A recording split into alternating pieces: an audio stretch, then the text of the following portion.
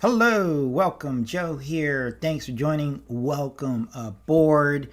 All right, so interesting couple of days about Bitcoin and Litecoin and SegWit 1, SegWit 2, whatever.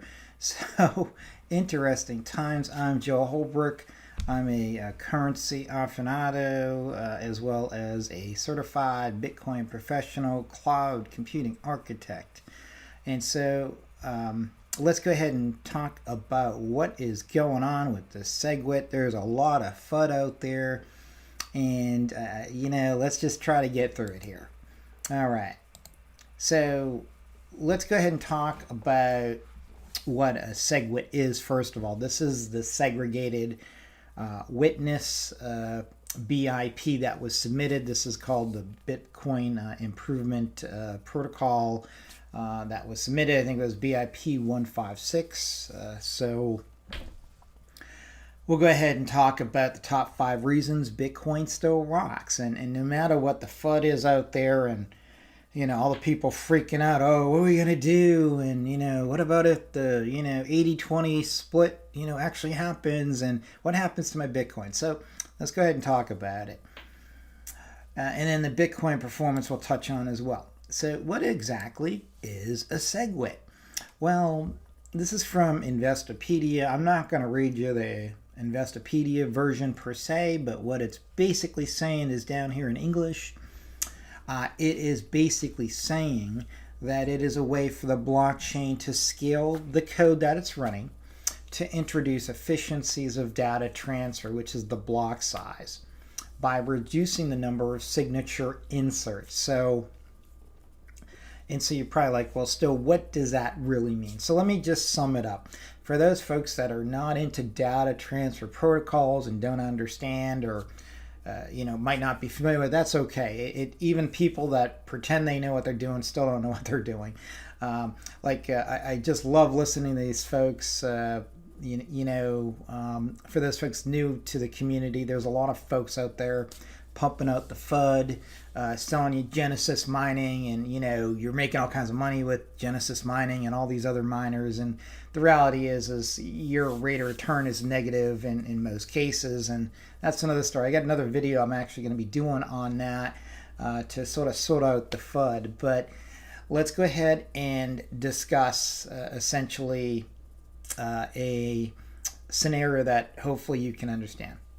So a SegWit, sort of from a data transfer perspective, is you're sending this data over a pipe, and this pipe is going to send data in what's called blocks. Essentially, it's actually more fine than just a block, but let's just say from the blockchain perspective, let's just call it a block. That's what it is from a technical perspective at a high level. Now, what is important to understand is that when you're sending data, a 1 meg chunk basically of data in this block, you can only fit so much in that 1 meg. And so, these signatures are taking up a lot of space, and every time there's a transaction on the blockchain, guess what? That signature is still inserted. Now, what should happen is once you're part of the blockchain and you sent the initial transaction, do you really need to send that signature every node and every client, etc.? I mean, so this is part of the efficiency that needs to be looked at. So basically, let me just take it for a non-technical person. So we're all familiar with water and piping, and so if you have, let's say, a 6-inch pipe, let's say that's actually, I can't do 6, but let's say it's 6 inches, okay? And that pipe can only take in so much water at once and shove it down that pipe so that it could drain. And so if you've got, let's say that 6-inch pipe can take 2 gallons of water per minute, and it won't back up. The water won't back up. Sort of like your sink at home, only so much water can go down that in the kitchen sink. And if you take a bucket, a 5-gallon bucket, and you shove it all down there, guess what? It's going to back up and it'll slowly flow down. And that's essentially what's going on from that perspective. So they got to reduce the number of gallons of water they're shoving down this pipe essentially, so that the efficiencies are induced. So, and basically, instead of setting a signature every time through every transaction, let's go ahead and find a way to reduce it. This creates efficiencies. On the other hand, you've got a lot of technical concerns from the miners, as well as a lot of folks from the exchanges as well, because they certainly don't want something to happen that's going to affect their investments, and that would make sense.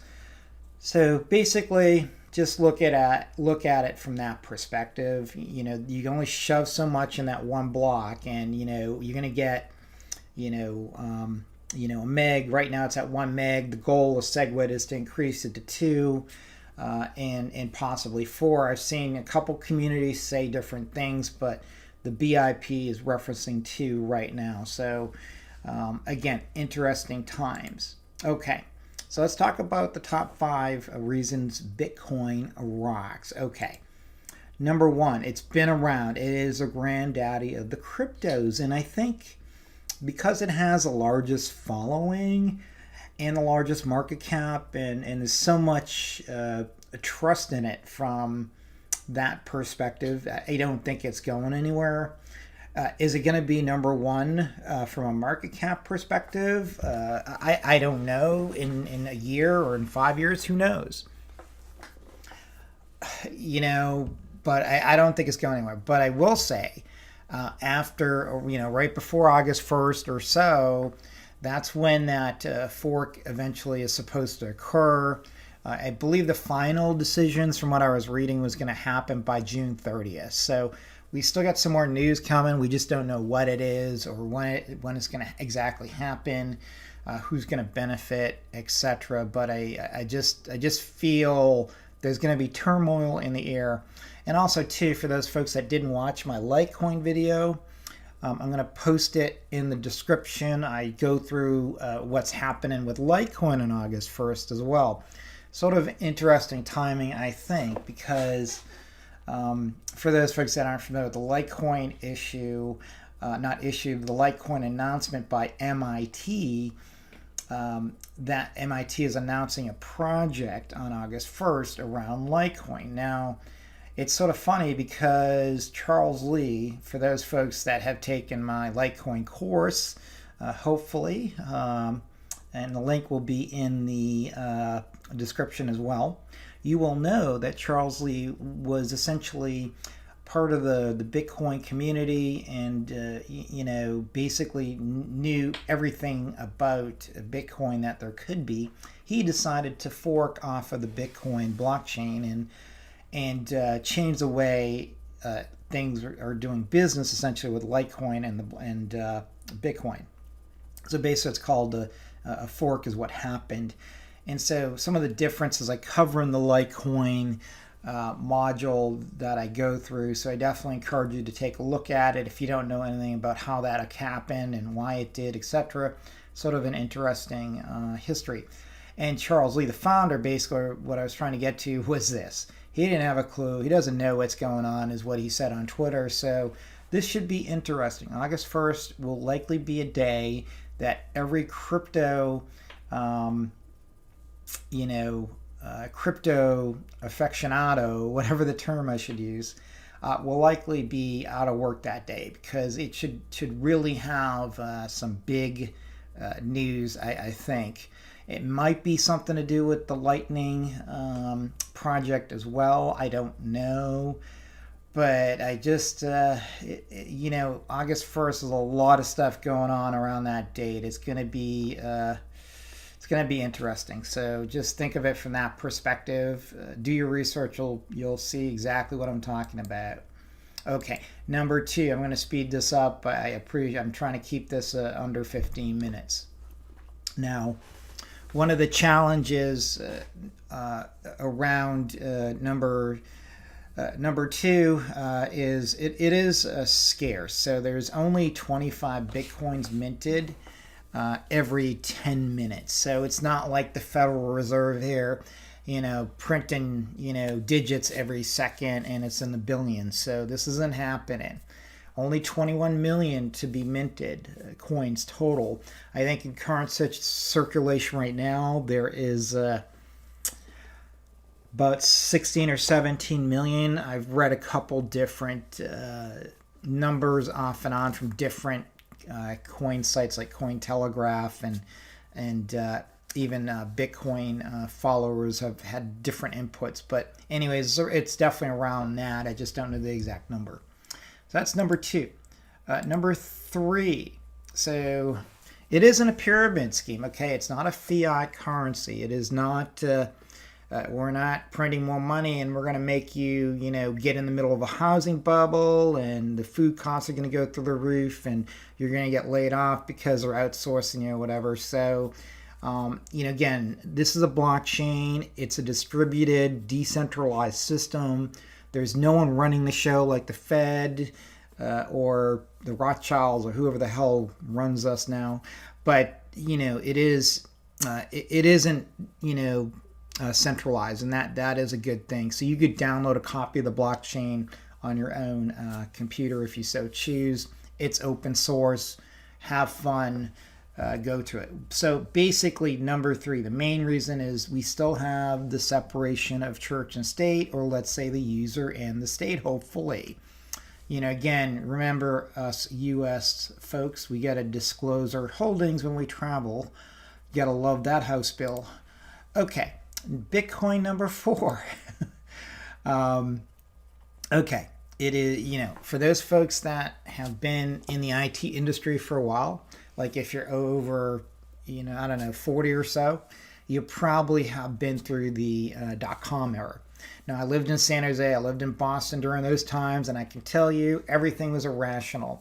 If you thought of a domain name, you could sell it the next day for whatever you wanted. I mean, it was ridiculous. I remember working at this .com called chemmatch.com, for example. Sort of crazy, they didn't make any money. They just lost money hand over fist, and people would be giving them money. Oh yeah, don't worry, you'll make money. It just didn't make any sense. But anyways, that's another story. So we're sort of seeing this because what the ICOs are seeing, the altcoins, it's almost like nothing makes sense. And I could see how a lot of people don't want to get into the altcoins right now because of the insanity, because of what also appears to be hedge funds getting in and big money in some cases too. So that the manipulation is starting to really be seen. So we're definitely witnessing another .com era. I just don't know, the scale of it, but it's very eerily similar. And, we got to thank Al Gore for creating the internet, of course, because this is riding on the internet. So thank you, Al Gore. Okay, last reason. Okay, it is still cheap. I know a lot of folks, that aren't into the altcoins think, 2,700, 3,000 is still, ridiculously high. It's a bubble, whatever you hear. I don't know the real deal if that's really the case. It's going to be the case. Who knows? But what I do know is that it is a limited supply. And with the currency controls that we're starting to witness everywhere, or have been witnessing for that matter, you got India, you've got China, you've got, of course, Venezuela is a disaster.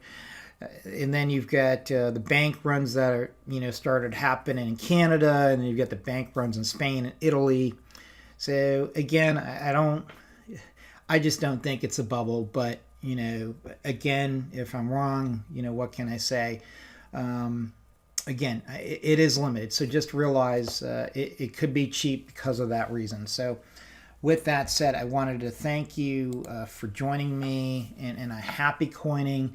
And keep in touch. Let me know any feedback, any news updates you get. I'd love to hear them. Happy coining. Talk to you soon. Take care.